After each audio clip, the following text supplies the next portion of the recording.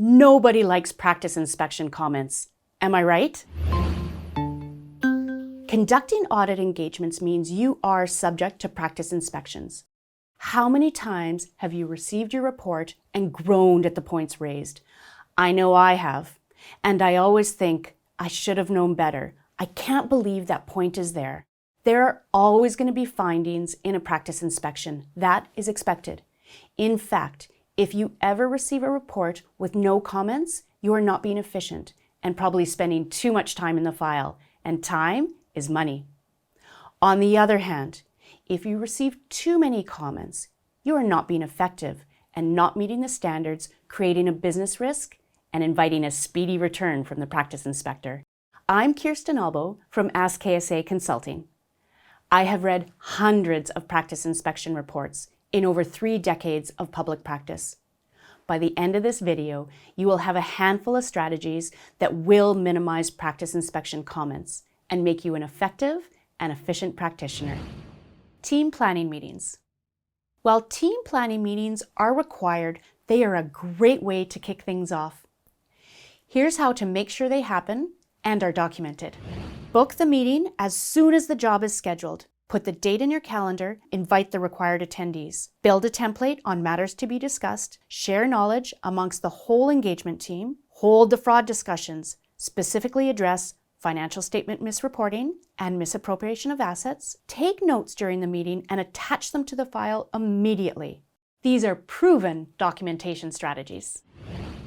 2 significant risks. In every audit, there are 2 significant risks of material misstatement. And if they are not identified, it is a finding in the practice inspection report. The first at the financial statement level is management override of controls. The second is at the assertion level, revenue recognition. This one can be rebutted, but more often than not, it is a significant risk. Here's how you remember. As soon as you open the form for assessing risks, immediately assess management override as high. If it is not on the form, add it. Go straight to the revenue section of the form and mark the inherent risk for completeness, accuracy, and existence as high. If you are the reviewer of the file, this should be the first thing you look for. These risks apply to every audit, no matter the size. Document as significant and eliminate 2 practice inspection comments. Unpredictability procedures. To address the risk of management override of controls, you need to build in unpredictability procedures. You perform the audit year after year and management knows what you do. As a result, you need to be unpredictable. This doesn't need to be the craziest audit procedure ever done, but just something different. Here's how. Start with including the topic of unpredictability in the team planning meeting. Decide then what unpredictability procedure are going to be performed. If stuck for ideas, think about it in terms of varying the nature, timing, and extent of procedures. When performing the unpredictability procedures, document in big, bold red letters, unpredictability procedure, right at the top of the working paper. This does 2 things. It clearly identifies the procedure as unpredictable, so you don't have to hunt for it later.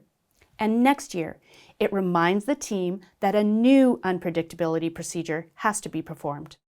And remember to change the unpredictability procedure every year. Otherwise, it becomes predictable. Reperformance Standard.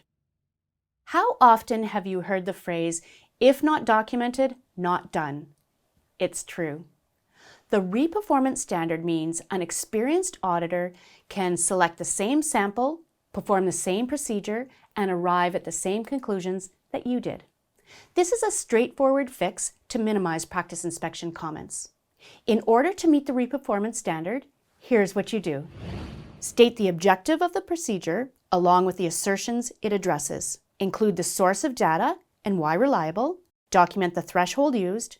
Clearly describe the procedure performed. Include details of items selected for testing. Document your conclusion. And for any inquiries, always document the date of discussions and who with.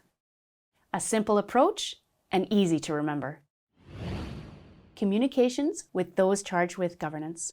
The standards require 2-way communication between yourself and those charged with governance, usually a board. This is often a practice inspection point where it does not need to be. You meet with your client, so document this. Set up the meeting and book it in your calendar. Develop an agenda of all the items to be communicated. Remember to ask the direct question about whether they are aware of any known, suspected, or alleged fraud. Document their response. Take notes during your meeting and attach them to the file immediately. Last thing to remember, this communication must happen before the audit report date. If not, you will get a comment. Timing is everything. Key dates. Often, there is no support for the audit report date or the related closing activities. Documenting key dates is the easiest fix of all. Be sure to include who the discussions were held with. It's all about flow, with the starting point being your closing meeting with the client. The approval date equals the report date, equals the subsequent event date, equals the management representation letter date. If all those dates are not the same, findings will be raised. What a simple way to eliminate 4 practice inspection comments. With these straightforward and proven documentation strategies, you will minimize practice inspection comments and be effective and efficient. If you liked these pro tips, check out ASK KSA PD's course on auditing hot topics. Click on the link to register.